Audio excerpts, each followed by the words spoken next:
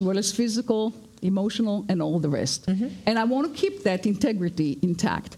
But if you're going to upload me onto a computer, I'm not going to be the embodied thing that I am right now. I would call it an organism. I will use the organistic element once I become instantiated in a computer. Okay, that's point number one. Point number two, the embodied aspect is very crucial, because it has something to do with sex and with gender. The one thing that gets lost in this entire conversation is the gender dimension, as if it doesn't exist, as if there's no sexuality, there's no reproduction, none of that exists. Why? Because all this business was created by men, who created the AI, the whole AI operation. But anyway, I would like to protect embodiment, okay? So that's a very important thing. Also, the environmental dimension is very important to me. I don't think that what's going to happen with this AI taking over is good for the planet from an environmental perspective. Unless you prove otherwise, fine, let them prove otherwise. Right now, I think that In what way is it not good for the planet? For example, extracting all those metals that you need in order to do what you're doing. Has anybody talked about what happens? Where do you get all this material from? It comes from the earth at some point, Probably right? more efficient than human beings. Yeah. So we cause more problem. Okay, maybe Depends on how you measure That's an efficiency. As energy, a human body consumes about 100 watts. Yeah, of course. I mean, our brain compared to a computer is much more efficient. When the Europeans proposed some years ago to build a computer simulation of a brain, it was going to take a nuclear power plant to run all the computers. But then if you take out this uploading of whatever, so the disappearance of the embodiment, which is not something that I'm considering at all. But I mean, if you take that, Bostrom does. Okay, that's fine. So what? I mean, I don't have to agree with everybody. But yeah, there's one more. That's the third element. The real thing that bugs me is the reduction of the human to a pattern. You're dealing with patterns, right? When you turn us into an algorithm, that's a pattern. I'm trying to use algorithm to augment our capabilities. And that's not a reduction to a pattern. Why don't you tell us a little bit about what your research is and what's going on at IBM Watson? Yeah, but I mean, that's not just at IBM. I mean, everywhere. I mean, so there are many people in AI that think that, the purpose of AI is to augment our intelligence. So that's why at IBM at some point they didn't want to use artificial intelligence because it was kind of misleading, as if you were creating another thing by itself and so on. So at some point they called it AI, but it was augmented intelligence. And now they said, okay, let's call it AI, artificial intelligence, but what we mean is augmenting human intelligence. So we have our own form of intelligence, which brings intuition, asking the right questions, judgment, and the AI has other things that it can do much better than us. So this complementarity can bring the things together, but with the goal of not making us a machine, but using the machines to help us being better humans. Whatever we want, we can define that.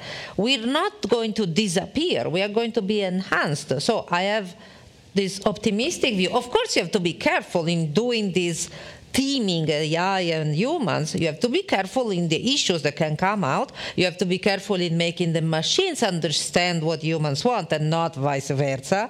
You have to be careful in making the machine speak the language that we speak and not the opposite. And so it really has to be an enhancement of ourselves and not us having to, come to terms with machines. Do the machines desire things? Do they want things, do you think? If you tell, the machine has a goal to achieve. We know that natural selection is a natural process. Mm-hmm. So this sounds very science fictiony, and I wouldn't have thought. 10 years ago, I would have thought this is total nonsense. But machines that can learn how to replicate themselves, or not the machines as much as the algorithm, the programs, if they can learn how to replicate themselves in the world, then natural selection takes over. Kevin Kelly, one of the founders of Wired magazine, wrote a book, What Technology Wants. And it's the old adage, if all you have is a hammer, then every problem looks like a nail. Yeah. And so there is a way that, you know, the machines in our lives, whether it's a car or whether it's a computer, or, you know, somewhat direct our behavior. Well, that's the autonomous technology thesis, and it's certainly the case in medicine. The machinery becomes more elaborate. It takes a lot of effort, but it can be done to get a control over the utilization of those machines. So I think, I mean, we keep talking about we as if that means something. Because I don't... Humans. Well, but we're all individuals, right? There's a lot of individuals. I'm not going to, you know, leave my body and go into a machine. I'm not going to let somebody else make me into a machine. And if people think that way, then who is the we that's going to do it? Yeah, so so now we're on the same page here. I'm saying, and you seem to agree with that we need to look at those proposals and be critical of them. We shouldn't just get on this, kind of buy into it without any critical analysis. Let me remind all of us that when Nick Bostrom started the whole conversation at least 15 years ago, nobody spoke about the dangers of AI. In his most recent book, 2015, on superintelligent machines, only there, he begins to doubt or begins to admit that there may be some things that we don't want to happen with artificial intelligence. But 15 years ago, he did not even entertain the possibility that there may be some malicious AI. So now they're busy doing friendly AI. If you read the New York Times just a few days ago, there is an essay precisely on that topic. I have it here. Where is it? Yes, how to make AI human-friendly. So my problem is, why didn't they listen to the critics 15 years ago?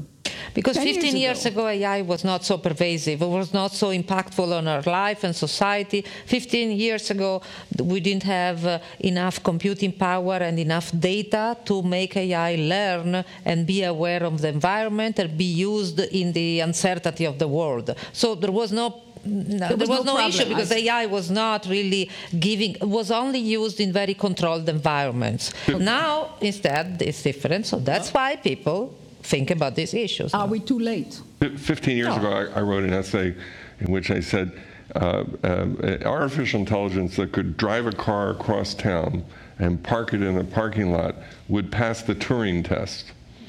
That would be for me proof of its intelligence in the way that, you know, even more than the traditional Turing test. Of course, now that's doable. I don't. So one of the things that interests me is the limits, and I've written about this as well. The limits of computation and the possible limits of the genetic engineering as well. That these are complex systems. And the more complex the system gets, the more you start pushing against, nonlinear dynamics and unpredictability. And so the genome, I understand to be a bureaucracy, not a bunch of on-off switches. And within computer science, I'm not an expert in this. There are problems that can't be solved. There are problems that because you can't write an algorithm for it, and there are other problems that are just too hard to solve. And I just wonder whether in these two domains we might be running up against a complexity horizon. These two domains are joining. And the brain as well, I would say, is also another potentially. Yes, and those three domains are joining forces. I mean, deep learning now, nobody knows how these algorithms work. Well, that's not exactly true. I mean, if nobody knows how they're... There's a bit of a black box, but somebody had to set up the black box to work, and they have to put data into it, and they have to... Yeah, but if you ask why you did something, why you made a certain decision, I mean, it's still a bit opaque. I mean, in some cases, you can go back to the kind of training data that allowed to make that decision, but, it's still a bit opaque. Much more opaque than traditional logic-based AI systems, which, however, were much less accurate than deep learning. And now there's a reproducibility problem in some of the AI. So, and there should be. Okay, why? Well, first of all, if you're talking about deep learning, there's many, many hidden layers in the process of the machine learning how to recognize things. So you give it a lot of data and you give it some algorithms and do people know how deep learning works? There is a. Go ahead, explain it. It's very simple. It's not in the details of the algorithm, but it's very, very simple. So if you want an algorithm that can recognize whether in a picture there is a cat or a dog, okay? So you give it a picture, and you want this algorithm to say whether it's a cat or a dog, okay? So what you do, you start with an algorithm that is behaving very randomly, okay, doesn't know anything, and you start giving a lot of examples.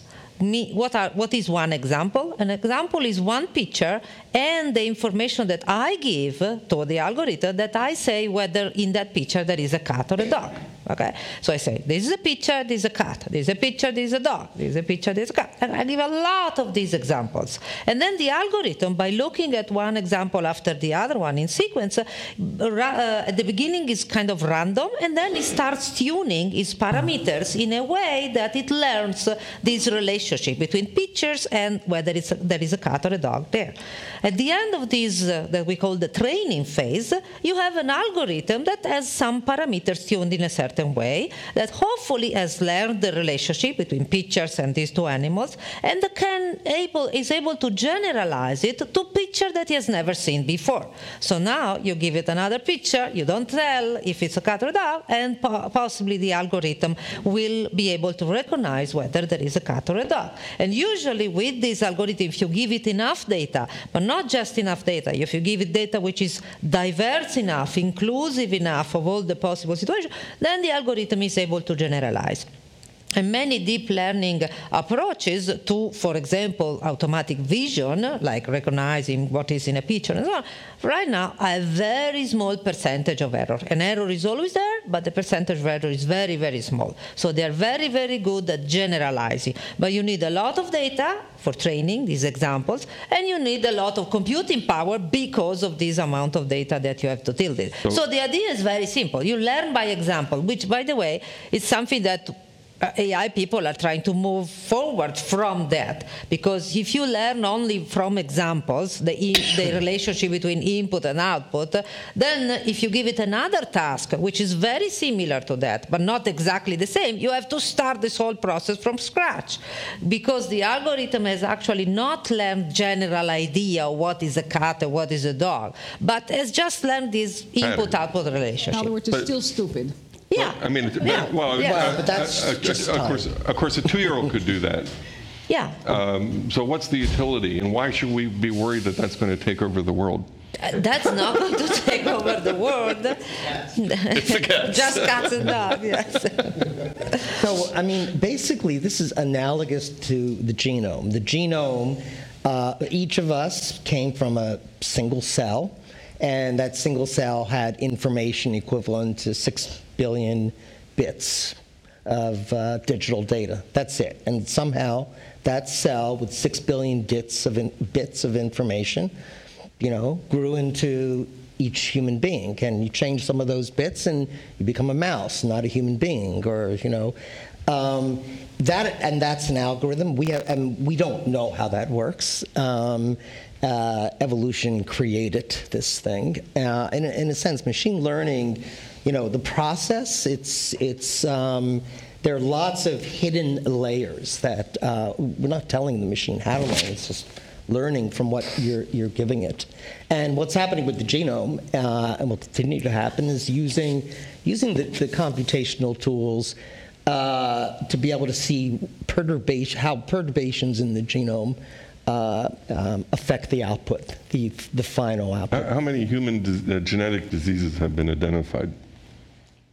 Simple genetic diseases? Well, you could do 6,000. Well, diseases are not a good categorization. They are. Okay. You can. Yeah. There are hundreds of thousands of mutations that can cause various diseases. Lee has started a company called GenePeek that does pre-pregnancy screening to identify, what would be a good match? How reliable? I mean, how many traits are you screening for, and how reliably? So, I mean, I know this is used extensively in Hasidic Orthodox Jewish communities for certain recessive diseases, but tell us a little bit about where this is leading. The technology has exploded. So just a couple of years ago, you could look at 20 diseases first, 100.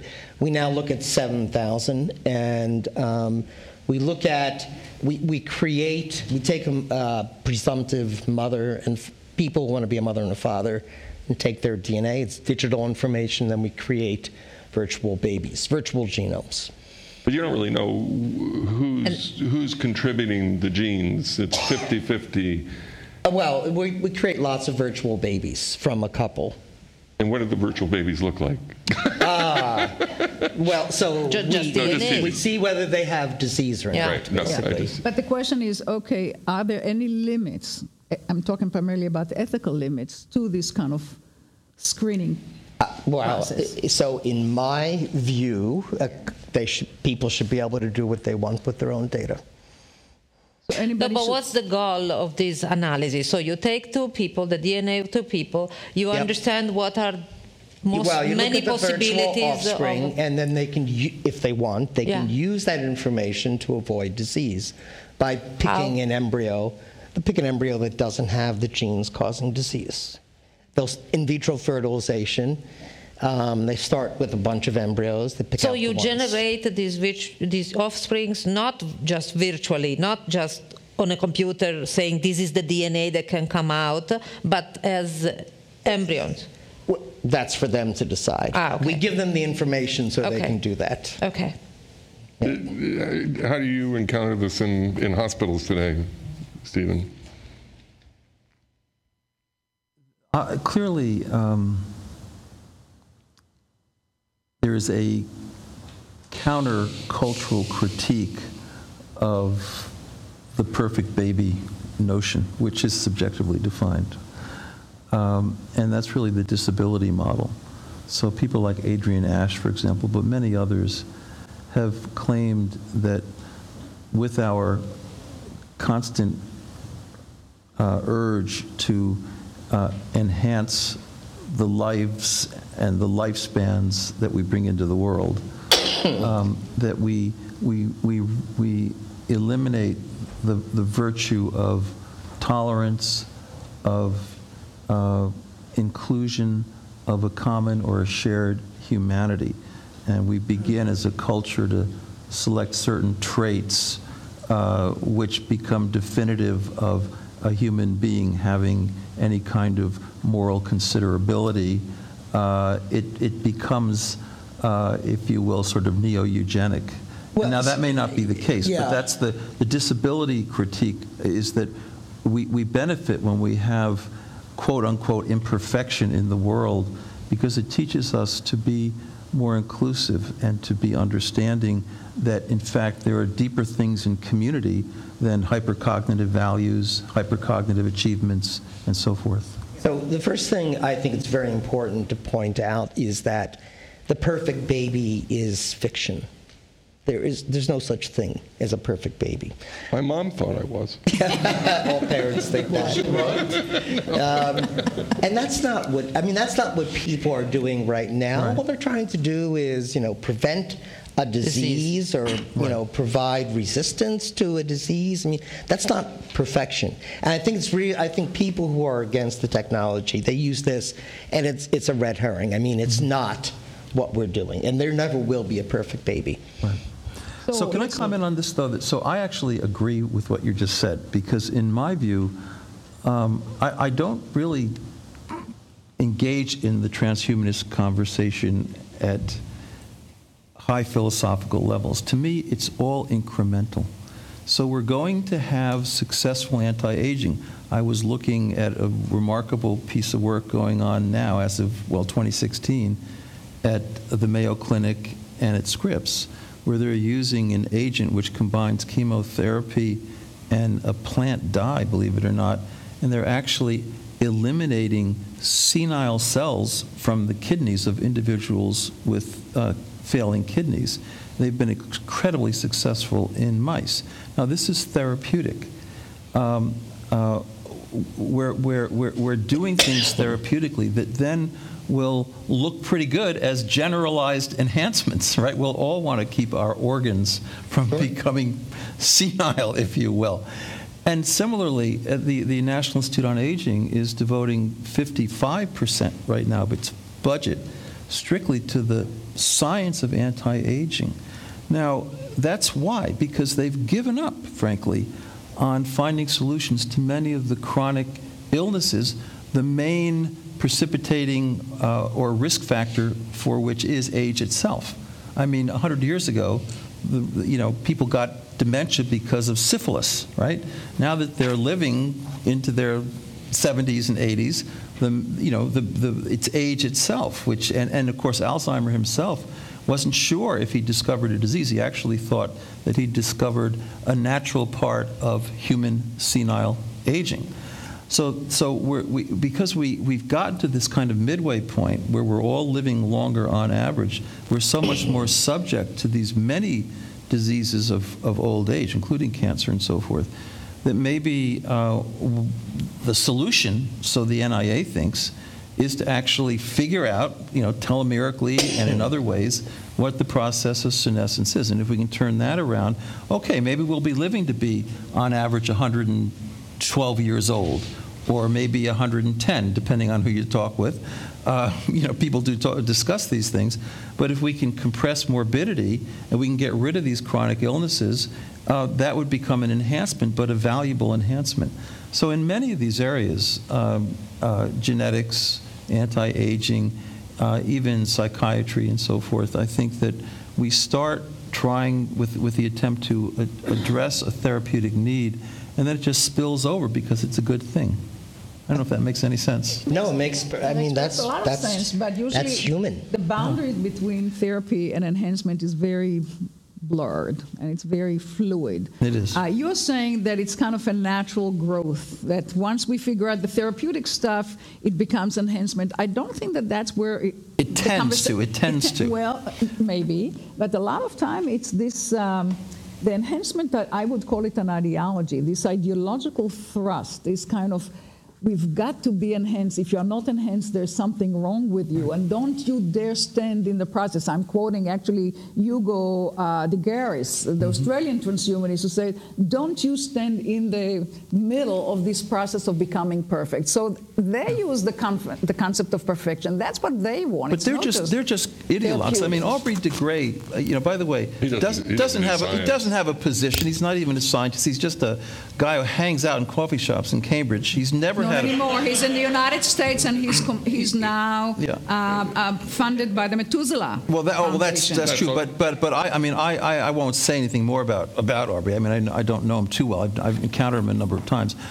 I think these people are sort of, what should I say? They're like adolescents in a science class at age 14, and some crazy idea comes along, and they think, oh my God, that's it, and they have no connection with the narrative of the human experience to be able to think critically about it, which is your point. So just to develop this conversation one more bit here, I wrote the other day to a friend of mine, Francisco Cardoso Gómez de Matos, who's the world's leading he's a linguist. He's incredibly well known, and I asked him to reflect on transhumanism, and here's what he wrote back in an email. This is from Recife, Brazil. Human health enhancing, ? Human dignity elevating, ? Human mind expanding, ? Jobs slept on my floor at Reed College, and he never let his kids play with computers growing up. Human spirituality probing, ? Human creativity amplifying, ? You should take a look at Delaney Rustin's great video, Screenagers, the movie, about how we're struggling with creativity and somatic learning and memory and knowledge and so forth. It's very interesting. human peaceful nature strengthening, human interaction facilitating, human sciences integrating. So those are just reflections from someone down in South Yeah, America. but what question mark mean? Yes, what does it mean? Well, That he's optimistic. well, they're the questions that you're asking, Hannah. You know, that we need to think carefully about these but are possibilities. those things that are, that would be welcome or not? Well, he's wanting us to question them. He's wanting us to ask the question. I think the implication is that those would all be positive. Yeah. The question is, does transhumanism... Right. Well, he's raising either as an ideology or as actual technology. He's raising many doubts about the transhumanist ideology because he doesn't think that it's attending necessarily. Now, I'm not ruling it out, but he's saying his sense is that it's not attending to the most important elements of, shall we say, human enhancement and human, if you will, perfectibility, which has to do with character traits. Morality. Dignity, empathy. I have a close friend. And intelligence. Right. Well, let me just say that I have a close friend who's 90 years old, and she was my dorm mother at a high school in New Hampshire. She lives in Martha's Vineyard. She's got one grandson. Grandson's 12 years old. He was literally raised on screens, okay, unfortunately. And she took her daughter and her grandson to the Swiss Alps for a vacation. And she came back and she called me just this December, and she was in tears because she said her grandson has absolutely no empathic qualities, cannot interact, cannot even make eye contact. And she was so frustrated. She said it was the worst nightmare of her entire life. But that's and so, why. So that's what we're asking is whatever it is it dignity enhancing? Now, some of these things, including by the way, some of the genetic ideas are not contrary to human dignity by any means. I don't want to say that they are, but these are the deeper questions that you need to be asking. The point is, I think the discussion is at many levels, and I'm not clear because we talk about increasing lifespan, which is one thing. Creating immortality, it's another thing. Becoming all of us just computers and algorithms is yet another thing. But the thing that you are talking about, Francesca, has to do more with AI and the dangers of AI. Well, not the dangers. I would not put it that way. Problems with it.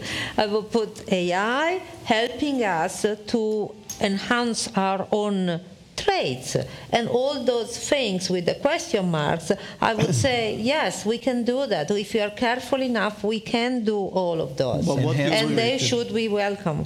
But I thought because with our creativity enhanced, our traits enhanced, so we can do much more scientific discoveries. We can discover cure for many more diseases. No, we know that. So, but what you were saying also, I thought, was that we need to be aware of the potential problems and dangers in order to not end up in a place we don't want to end up. Yes.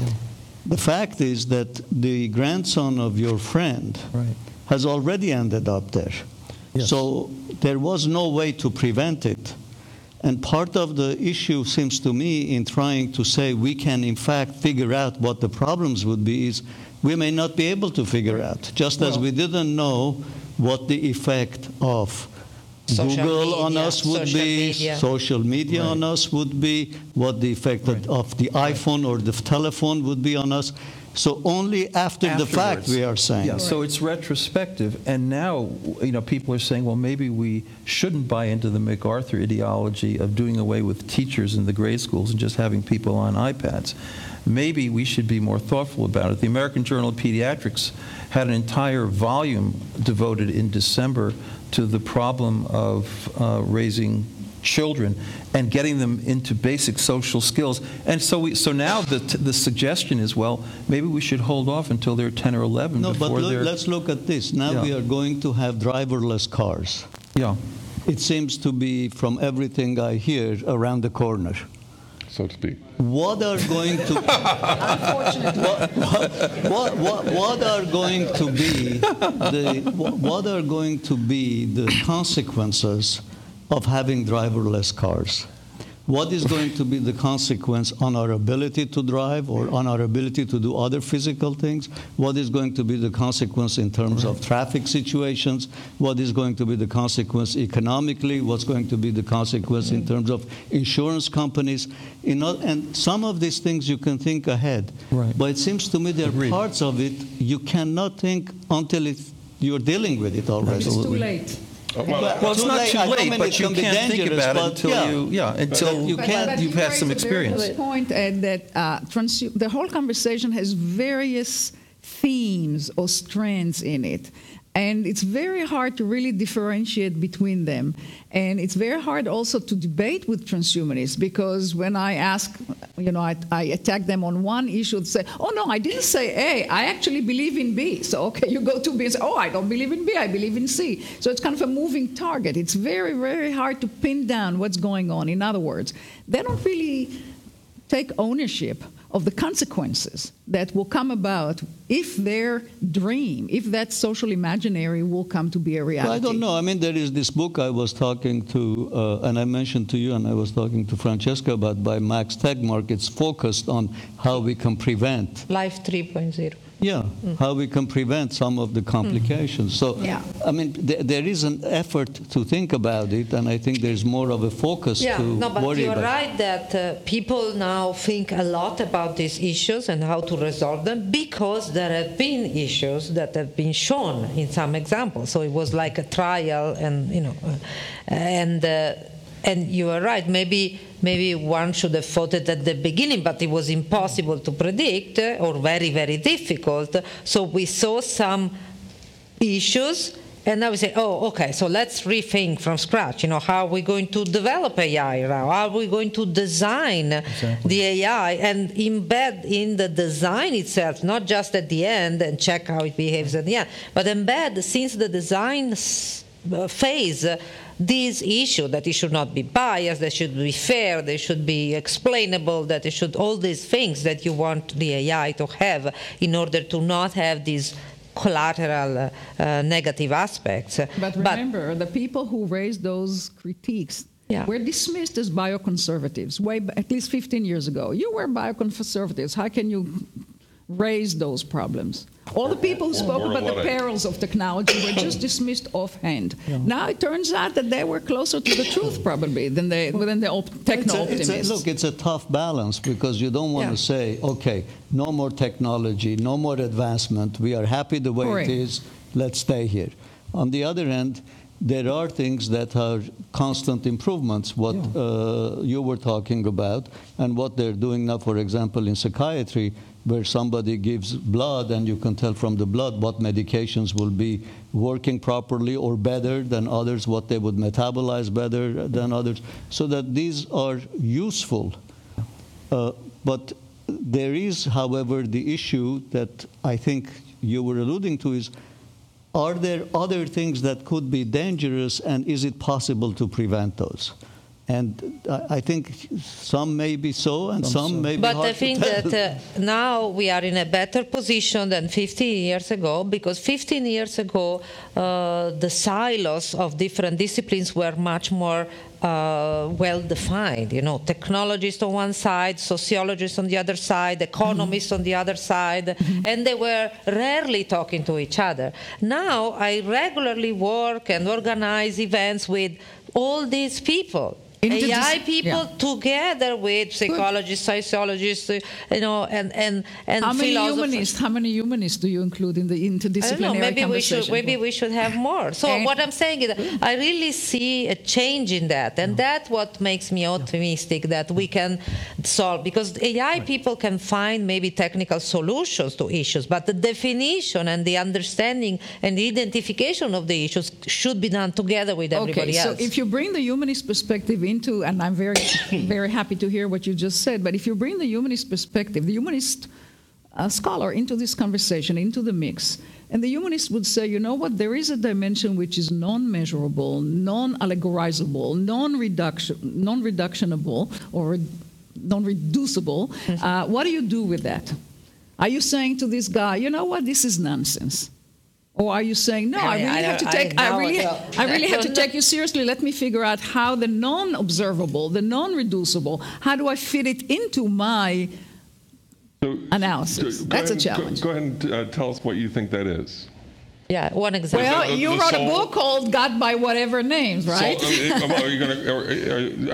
can call it soul, you can call it God, you can call it psyche, you can call it all sorts of things, right, which will be problematic for the people who are doing this kind of work. And all I'm saying that I would like to see these people at least admit the possibility of the non-reducible dimension, the non-materialistic, the non-allegorizable, the non-mathematical. You cannot mathematicize everything. Why are you saying non-materialistic? Because I do believe that not everything can become into an algorithm. But that's different from non-materialistic. Yeah, it could be fair enough. Something else. Okay, and you're the embodied woman. I am the embodied woman. Actually, if you know the book, I don't know if you read this book by George Zakardakis. No. So it's about AI, and his argument is actually, you see that there's no contradiction in my position. There is one book on AI a day, almost. Yeah, I believe you. So this particular book, he's arguing that the AI project has been mistaken because it was basically based on mind-body dualism. And what he's telling us that we need to go back from a Platonic position, which undergirded the entire project, to an Aristotelian position that takes the body into account from the very beginning. In other words, the AI, the artificial intelligence, has to think through the body, or like the body thinks, not like the mind thinks, as we think the mind thinks, but as the body thinks. It's a very interesting argument, but if that's the case, it goes against what transhumanism is trying to accomplish. So, two things I want to say.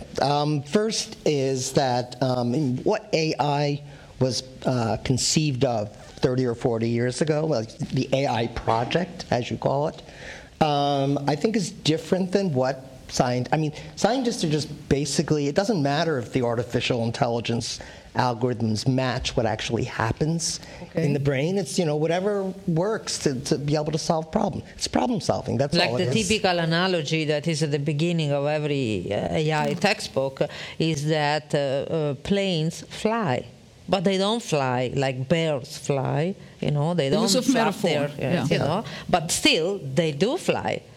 So what is flying? It's not necessary to have some form of intelligence or to be able to help ourselves to be more intelligent, that they have to replicate our way of doing things. I think there's just, I think the point is what we use AI now, we're not trying to replicate an intelligence, we're trying to solve problems.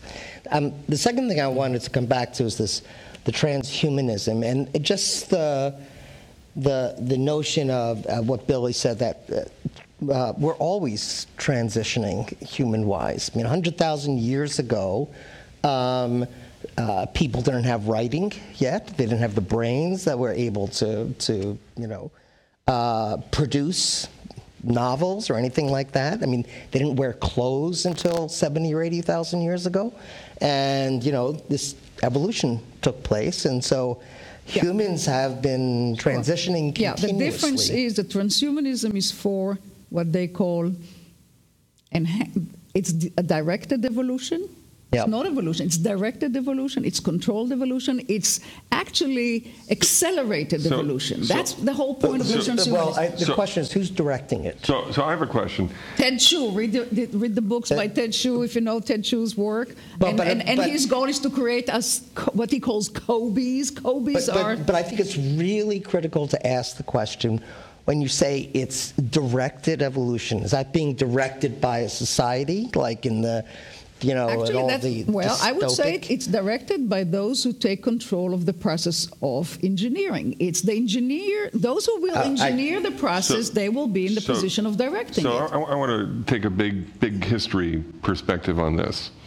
The sun is going to be a reliable partner for complexity on Earth for about 2 billion years. And that's a really big future. And there's no reason, based on what we know about the past, to think that our species unchanged will be here forever. We might be here our descendants might be here for 2 billion years.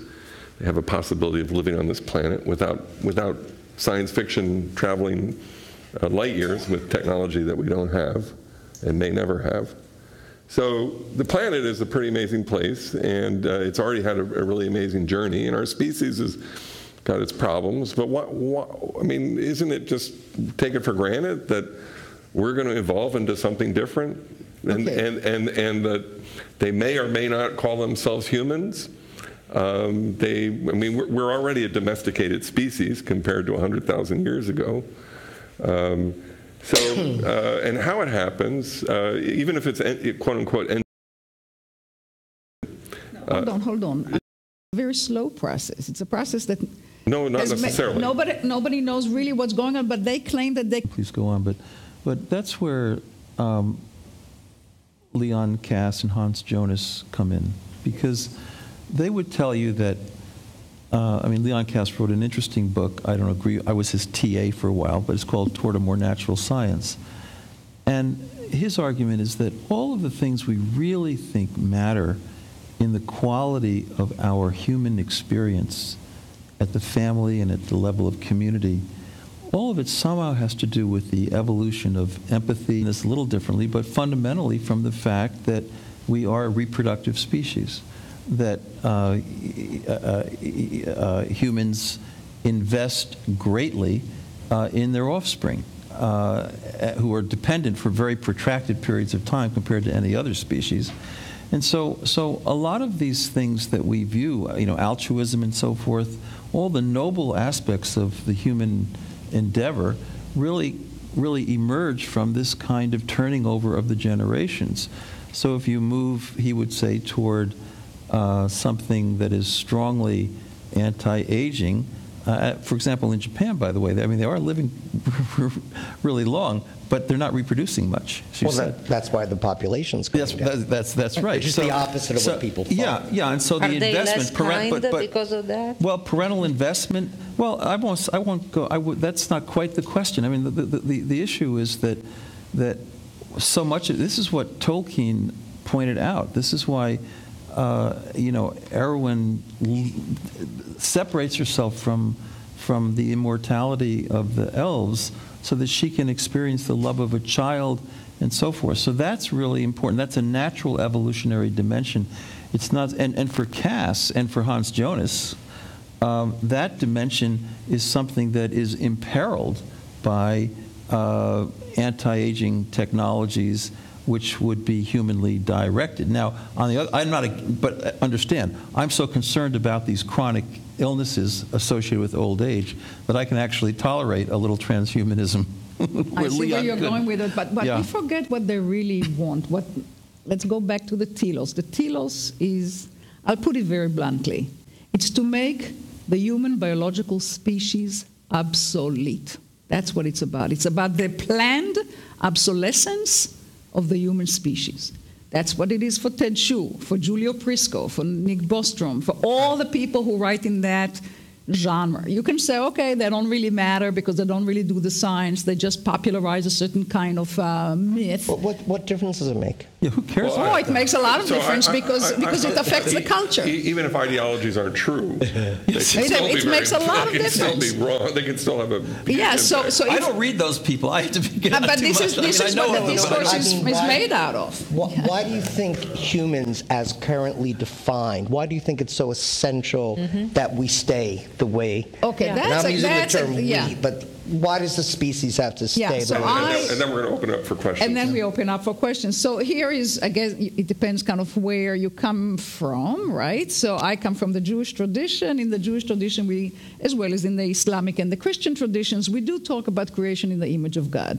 So one argument, you can dismiss it. You can say, who cares about what religions say? But if you do care about what religions say, you can say, well, there's something really precious about being human. And being human comes with all those vulnerabilities and limitations and kind of warts and all. We are not perfect. It's not about perfection. We never will be perfect. And thank God we're not going to be perfect. We shouldn't aspire for that kind of perfection. We should aspire more to perfection along the lines that Steve proposed, which is the tradition, Aristotelian and religious tradition. Talk about virtue, talk about character, talk about morality, talk in that sense. Yes, but there's a lot of room. in some ways, religion has always been against the kind of progress that we are. No, that's absolutely not true. No? Not in the Middle Ages, for sure. I will have to take issue with you here. In actually, many of the people who were doing the forefront of science in the 13th and 14th century were all religious people. Yeah, but Muslim, Christian, Jews. How were they handled? Yeah, I know they were religious, but how were they accepted? Galileo. As far as I know, Thomas Aquinas is the most important Catholic how thinker. Was Galileo handled? And Ibn Rushd, the same thing. Maimonides, the same thing. So it's not the case that the religious person was always kind of dismissed by. No, not always. Or that they dismissed the other people. That was before Darwin. So fair enough. Darwinianism is an important turning point. The Absolutely. realization that 100,000 years ago the human species was different than it is today. I mean, that notion did not come to existence. Well, what I was saying, by the way, doesn't have much to do with religion. I remember looking back now 30 years when my wife and I had our first child, and we went home, and my older sister, observed me for a while, and a couple of days into this, she said, Stevie, I never really liked you until you became a father. Which is a great compliment. But what she saw was that somehow my being had expanded in the care of a child, and there was a growth. Now, I don't think that's everybody's journey by any means. Don't get me wrong, but simply stated, many of the key assets that we feel make a human life meaningful and not narcissistic, not I it but I thou, are related to the natural evolutionary trajectory. Now, when you get an Aldous Huxley talking about A Brave New World, where you sort of engineered that it is dystopian out of the picture, then what do you have left? And that would be the question. So again, but it's. I don't want to go any further with it, but I do think it doesn't hang on a religious argument. Let's take some questions from the audience. Wonderful. And I'll go around. I'm going to start on this side. I ask you to be brief. If you're going to make a comment, make it short. If you're going to make a question, and then I'll go. Yes, I'm sorry. Well, yeah. You have it. Go ahead and stand up. Tell us your name, please. Stuart Dambrot. Just brief background. Brief. Research fellow at Artificial General Intelligence Society, research fellow at Brain-Machine Interface Consortium. I do work with autonomous systems at IEEE. I'm ridiculously interdisciplinarian, and I also focus a lot on ethics. So it's a kind of a basic question, really, because we don't have time to go into the technical details. But if, for example, Hava, you had a young person in your family, or someone who was still in utero, and it was known that they were going to express with, let's say, a fatal heart condition, but CRISPR-Cas9 could be used to prevent that, would that be something you'd be comfortable with? Yeah, actually, I'm going to speak precisely on that issue. Okay, so now, how is that different when writ large of the transhumanism discussion we're having? Yeah. Because that's already been done. A paper about 2 months ago, in utero child had a genetic anomaly that was going to express as with heart failure at some point in his or her, I forget the sex of the fetus, young life. Yeah. So why is that not extensible to the major objections that you've been raising in this discussion? Yeah, that goes back to the issue, the separation, or at least the raising the awareness that there is a difference between therapy and enhancement. So, by the way, from the Jewish perspective is very pro-biotechnology, very pro-CRISPR, including the very orthodox and even ultra-orthodox. They're very much for using gene editing or genome editing in order to solve that particular kind of a problem. I think there's still a difference between that and enhancement, the way that Nick Bostrom and the rest of them speak about. So let me ask, but there must be a threshold. I mean, because otherwise if you say, oh, we are humans also because our vulnerabilities, our limits and so on, then you would not even cure any disease because it's part of you. Yeah, so there must be a threshold where do you put that threshold? Well, so here's the problem. The problem is that, taking off of this CRISPR, it may be possible to change the genes of a human being such that a child would be born with a heart that was stronger and longer lasting than a normal human heart. Same thing with every other organ. Now, that's enhancement, right? So that I agree with you that it's tricky here, and I agree that I don't have a clear thing. What I don't like is the narrative, the enhancement narrative, the myth that we've been fed by those, shall we say, prophets of transhumanism, as if that would be the solution to all the problems. That's all I'm saying. We have to go much more trial and error, and much more one at a time. Here's an example of something that, yes, the position would be positive. The unbelievable continued Right. If we could change that, would that not be a valuable enhancement within the Yeah. construct? Absolutely would. It also puts an objection to your. Yeah, but you know, Nick Bostrom used to say, let's try to solve stupidity in the human species. We have about 6 or 7 hands up, so we're going to keep moving. Yes, stand up and tell us your name. My name's Todd Essig. I'm a psychoanalyst here in the city, and I really appreciated the comments about incrementalism and making things work. And I want to bring up an issue of the fact that every enhancement always has a downside. It's impossible to have a technological advance that doesn't have a loss as well as a gain. And that one of the front lines for seeing the losses of technologies are our practices. And for example, I see many people who are using Adderall for enhancement purposes, and their careers and relationships are being destroyed. Like your grandson, we see many people who are having their communications kind of enhanced by communications technology, and their capacity for intimacy is being destroyed. So I'd like the people who are kind of involved on the technological front lines to comment on how we can better communicate with you.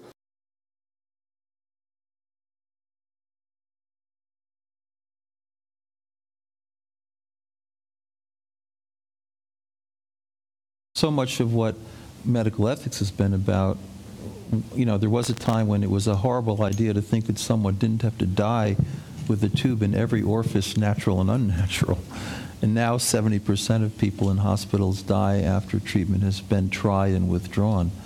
And so we make progress, and we have committees, and we do case consultations, and so you begin to get a handle through experience. And no, nobody can anticipate all of these possibilities coming on down the track. But as you deal with them as an active agent, you can make successes. But certainly, I mean, I really recommend Delaney Rustin's movie Screenagers, which has been all over the country, just helping families begin to deal process-wise and psychologically with the struggle of getting some control over the kids' screen time, you know, which I guess was a problem when I was a boy because we wanted to watch TV all the time, right? You know, I just throw in a comment. Yeah. A lot of this stuff, the profit that drives it is designed to appeal to, like, our brain stem, our hunter-gatherer brain. It's meant to be addictive intentionally. And so it's partly in the design and the profit motive of Google or Facebook or whatever to make these devices and their utility is. CAT scans done at Brookhaven. You wanted to finish up one comment there. In the medical area, there are M&M conferences, and processes are built in. I'm not so sure those processes are currently built into AI development, into genetics development, and so the question is, how can those processes be built in where those of us on the front lines seeing the downside of technology be part of your creative process? Yeah. So yeah, I agree that you know, in all these multidisciplinary initiatives that I'm involved, I didn't see much presence of those like you that see may see some effects of the technology. So definitely, I think that should be more present. And for example, we have put together something which is called the Partnership on AI that started from 6 companies, but now has more than 60 partners, of which only 30% are companies, and then everybody else, from various disciplines. But I don't think there is any initiative or entity or organization that has to do with psychoanalysis and the effect of the technology. So that definitely is something that should be there. And the goal is to build together best practices in designing and developing AI so that, these negative effects are not there. And drawing the right boundaries. Yeah. Boundary creation is key, the reason why physicians have the highest suicide rate of any profession per capita in the country right now, and why 50% of them respond from coast to coast to surveys about satisfaction, saying they'd quit if they could afford to. This is serious stuff. A lot of it is because let's take email. Just take email, let alone electronic medical records. They're not connecting empathically with their patients, so they lose meaning. It becomes depersonalized. And also, they can't get away from it. The email is a machine. That's a machine. They're a human being. They need time away. They need a balance, but they can't get it. And so, in that sense, boundary drawing in all these different areas is what's really important, and we're not very good at it sometimes. One thing I'm surprised that you guys didn't get into is the coming deep integration of DNA from among different organisms, which is already happening. Chimeric organisms are already here, but we're now getting to the point where we're going to have deeper integration of human DNA with that of other, not just pigs in order to grow kidneys, which Bob Langer is doing up at MIT, but also, we're going to get to the creation of new beings, the integration of human DNA with that of other non-humans, and we will begin to see things that haven't existed before, that have various characteristics, good and bad. So, sort of curious. That goes back to the environmental argument that I made, right? So some environmentalists are really against that kind of, that's the whole debate about GMOs, right? So from an environmental perspective, at least I would go against it. So, I think there's a speciesist reference there. If you actually look at chimpanzee DNA, most genes are identical to human genes. They're not human DNA or still what, DNA. 10% or what? What's with chimpanzees? Less? No, in the genes, less than 0.1% difference. And the conclusion, the philosophical result of that data. What you're saying is we're going to take information. Every organism, every living species is connected to other living species. So Lee, that already shows that there's something wrong with a completely geneticist bottom-up approach, because we're significantly different than chimpanzees, as well as similar. 0.1% of 3 billion species. But if you go back to the New Atlantis, which is the definitive initial statement of the biological revolution, right? Bacon argued not only for fountains of youth, waters of youth, but he argued for chimeras, and it's all there. It's all part of the vision. And I don't know that you can get. I think it's inevitable that we'll move in that direction. Personally, I think we're already incrementally halfway there, don't you? It's already happening. In fact, nature's been doing it forever. Yeah. And if it seems to be benefiting human beings, then mothers will do it. Yeah. Thank you. My name is Olgast, and it's great conversation. Thank you very much. Probably one of the best here. And I just would like to point, I recently read an article about aging. Physics makes aging inevitable, not biology. It's in Nautilus. You can read it, was published in February. Nanoscale thermal physics guarantees our decline, no matter how many diseases we cure. It's not my opinion. It's scientific. So that are the other article in Scientific American about fake surgeries. They make people sleep and then tell them they put, for example, a stent in the heart. And these actually make them as good as people with stents, with real stents. So even surgeries could have placebo effect. And so our integrations with machines also very questionable in this matter. And even hip replacement, also exercises and weight loss in many experiments had much more effect, a much better effect than hip replacements. And and yes, and about AI and about our integration, my question about it. We don't discuss problem with phantom pain, for example, when people lose legs, then still have pain. Or do you understand when it's a question about embodiment?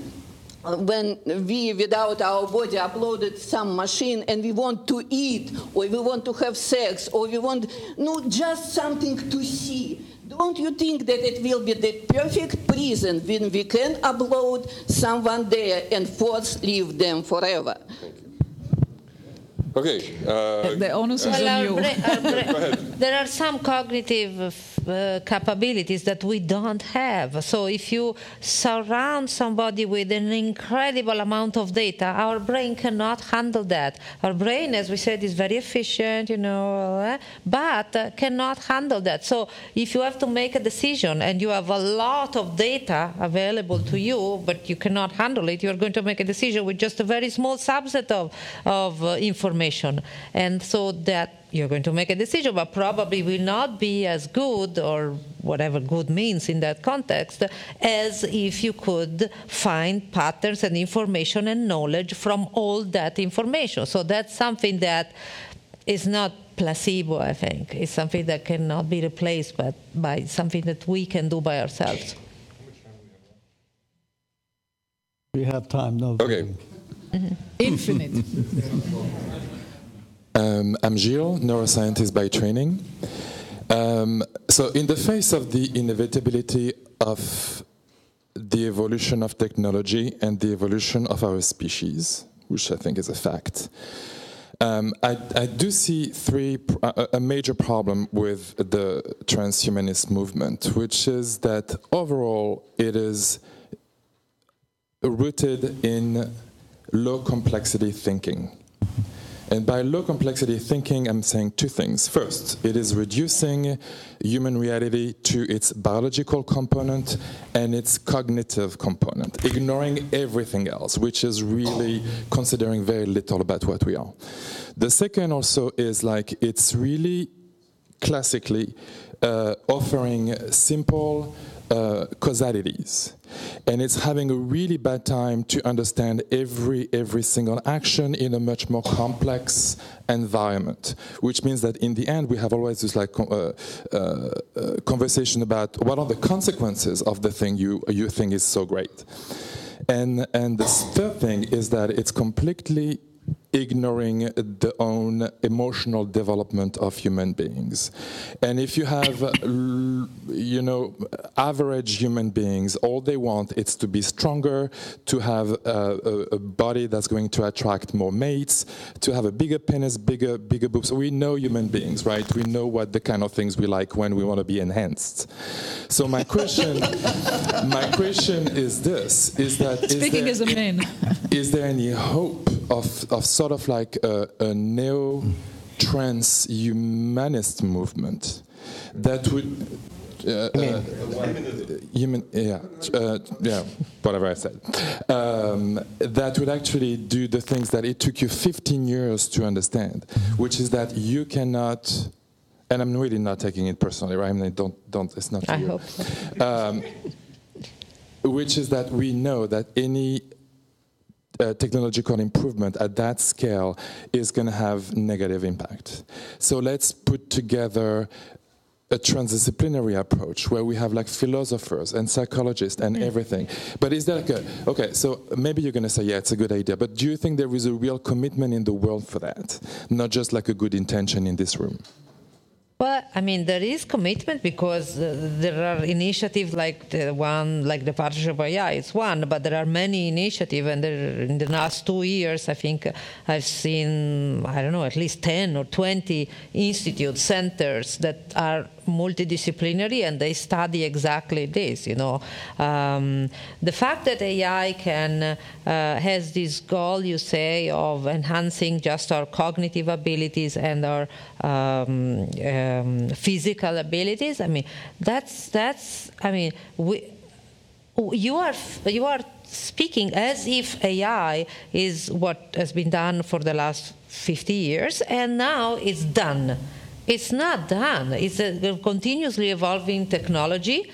After all, it's only 50 years old, and it's really evolving and trying to understand how better and better, and with considering the consequences as well, can help us. So I'm not, it could be that the emphasis until now was into enhancing physical and cognitive capabilities, but I don't think that that's that AI people would say, oh, we only want to help that. You know, that's more and more. And the more you are multidisciplinary, the more you understand these other dimensions, and then the AI people can also understand how to, you know, relate to those other dimensions, I think. So would somebody like you engage Ben Goertzel, one of the major transhumanist AI who works on this? I will engage with anybody, yes. Yeah, but not precluding any collaboration. I'm on this interdisciplinary conversation. I go with Nick Bostrom to events all the time, and I speak with him all the time. So good. So get him to move in your direction, then we'll be in better shape. So I would just have a real quick response in terms of actual transhumanism, in terms of our species evolving. It seems to me that we can't stop it or let it go, and we have no idea where it's going to go.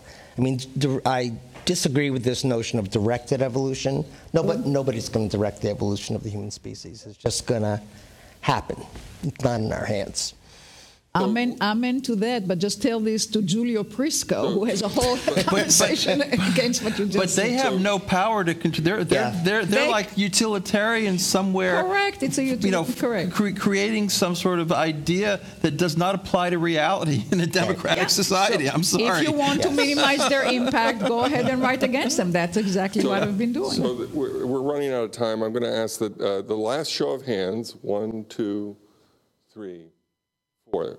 That's We're it. not going to get it back there. Sorry. And I'm going to just ask you each to make it really quick, and you guys hold yours so you can write notes or whatever. And we're just going to put it out there, and then we'll give you one last chance to respond. So very quickly, please. My name is Bernard Starr. I'm a recovering academic. Several months ago, I published an article titled "On the Verge of Immortality, or Are We Stuck with Death?" Based on I'd say a 4-hour interview with cellular biologist Leonard Hayflick, who I'm sure many of you know, known for the Hayflick limit, who set lifespan at about 120 years. And he has a radically different position. He's more or less a naysayer on the prospects of extensive lifespan. Right. And it's a position that I haven't heard discussed here today. He believes that, more than believes, he asserts that we know virtually zero about cellular aging. And that most of the gains in longevity, aside from public health measures that were introduced at the turn of the last century, are based primarily on the cure of diseases. And he says, while that's welcome and most of the funding is in that direction because that's what people demand and that's what the NIH and other funding agencies tend to fund, that virtually nothing is spent on cellular aging at all, and that although we talk about diseases of old age, nobody really seriously addresses the question of why do cells age, and that he believes that there's a common factor at the cellular level that would lead to a cure of all the diseases of old age. So I'm wondering what you think about that. Yeah. Hold your comments. We're going to get all the questions out there, please. My name is Moshe. I'm a psychologist. I'm trying to build on probably on the point that Jill mentioned about the idea of artificial intelligence, technology, and basically happiness. It's hard to imagine, we're just the beginning of that technology and expansion, if it's cyber technology inside, outside, and realizing how much, of the people around us, because of technology, become addicted, anxiety, exposed to that, and so on and so forth, all the problems. And it has a spirit in itself, by the way, that it's so hard to control and to imagine what's going to be, especially with all the spirit of singularity. I'm just curious to know about your perspective about that future, that it almost has a spirit in itself, that how is that going to impact us, if it's at all impossible to predict about our own happiness or maybe spirituality?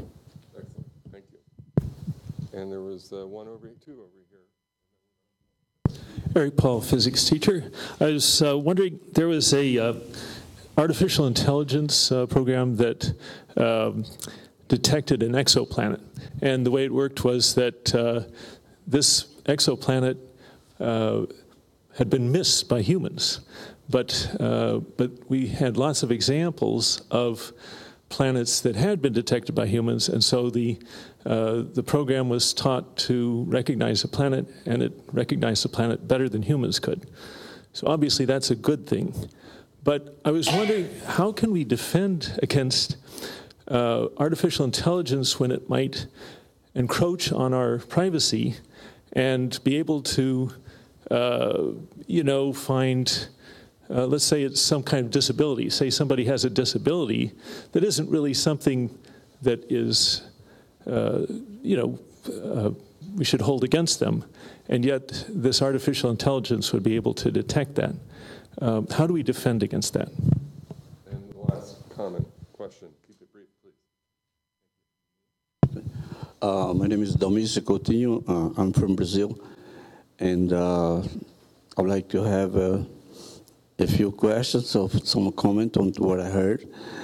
I really understand that it's plausible and really admirable endeavor that you show to have, looking for artificial intelligence. And no question about it, something desirable. But the question is there anything other than these that we should look for? We have from Plato a very important saying, "Noce yourself," get to know yourself. Noce te ipsum. Do we know ourselves enough? We know we are made from about 70 billion atoms in our body. Is anything here said about the importance of this extraordinary element in our life? Everything that moves, everything that's visible, everything that's around here is made and composed by atoms. What are these little ants, little ants in ourselves?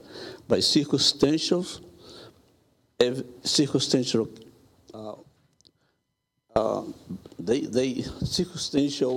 opportunities made us here to be what we are. They taught us everything we are, how to walk, how to talk, how to speak, how to think, how to say things. When we're trying to improve ourselves, improve humanity, do you have to look for somebody else? Any place else other than those who are responsible for our existence here on earth? And then if you do that, Cicero, the great orator in Rome, will say, cui bono? Who is going to benefit out of this first? The regular human being in the street, starved, is going to benefit from artificial intelligence primarily? It's up to us to answer that question. However, I will say that there's a lot of things that I'm an ex-marathon runner. Before I run 1,000 miles, I learned how to run 100 miles. If you are trying to get artificial intelligence, I will ask you, do you know how to deal with cancer? Do you know how to extinguish a fire that every year starts thousands and thousands of miles, billions and billions of the United States, and you cross the arm and do nothing about it? Okay. How about the storm? Thank you very much. Thank you. Oh, so last round for everybody here. You can pick up on any or none of those pieces. So I'd like to respond to the Hayflick effect. And that idea that there was a limit to the number of cell divisions, and so there was this limit, and cells couldn't go beyond the limit, and they died, and that the consequence is that it would mean that there's a limit to human life. Sorry. Right. Now, there's several problems with that. That was all done before the realization of what genetic engineering could do. And genetic engineering can make cells. I mean, you don't even need genetic engineering, just cancer. Cancerous cells, they go dividing and dividing and dividing forever. We understand how telomeres are lengthened.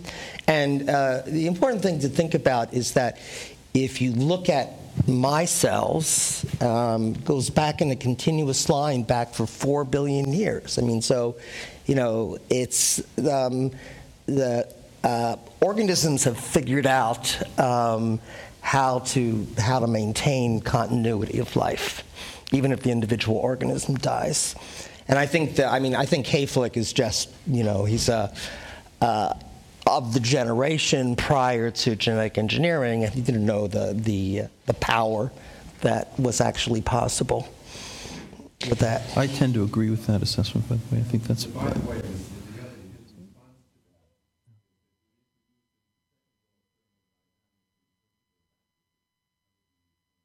Well, the second law of thermodynamics doesn't work because, there's a energy input.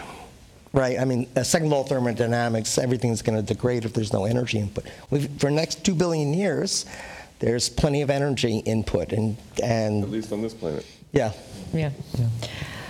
Okay, so since there were a lot of questions about AI, so maybe I'll try to respond to some of them. So I remember, the last one was about, who is going to benefit for AI, if the people in the street are going to benefit and so on.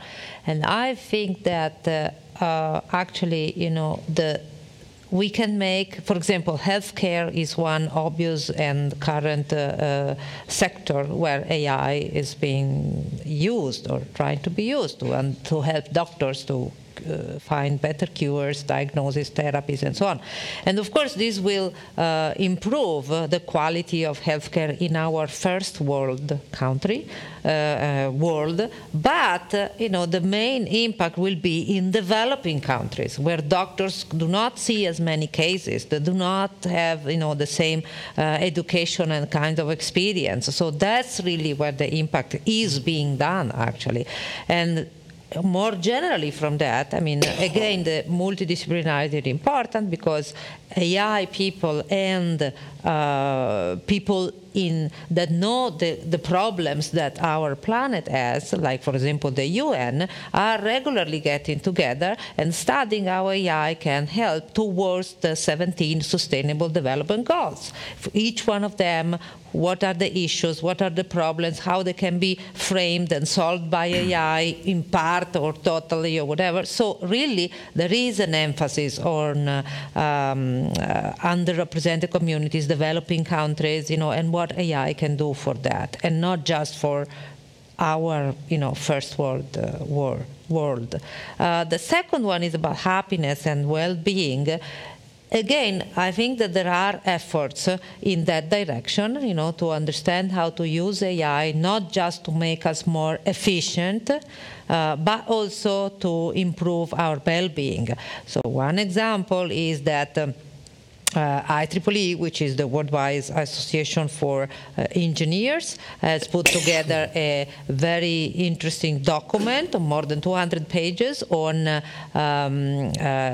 it's called Ethically Aligned Design, which is about all the issues, ethic issues that can come up when you are developing and deploying AI into the real world, and for each one of them possible solutions. And one chapter of this big book is about well-being.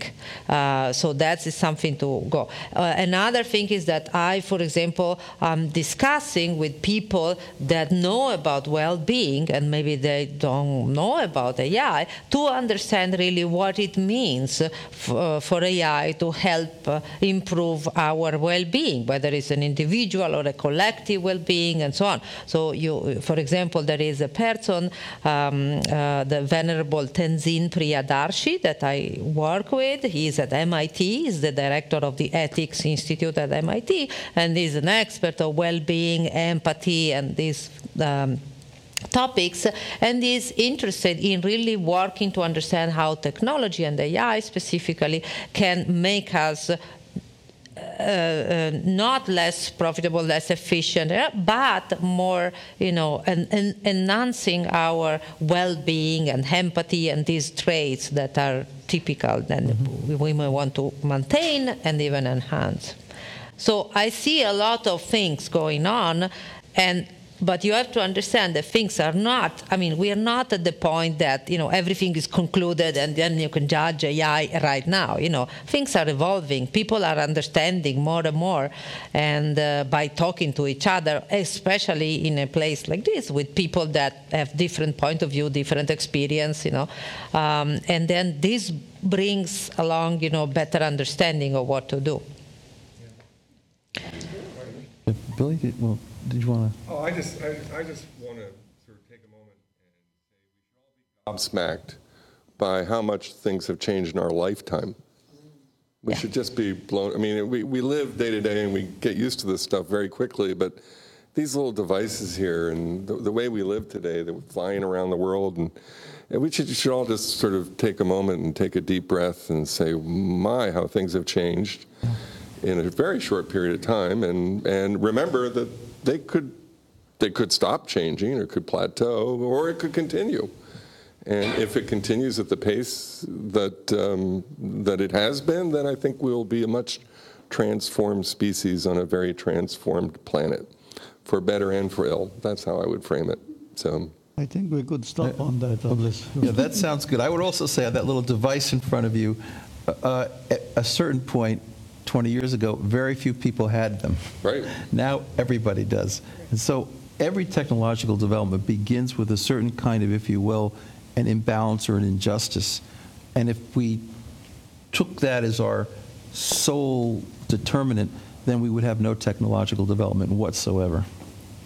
So I will try to have the last word here by saying that as long as we keep the critical perspective on those developments, and not take them as inevitable and as necessary and as determined, then we are in good shape. But if we buy into the transhumanist myth that it has to happen the way Kurzweil, let's say, tells us it's going to happen, then we have a problem. Thank you. Thank you. Thank you, Joe.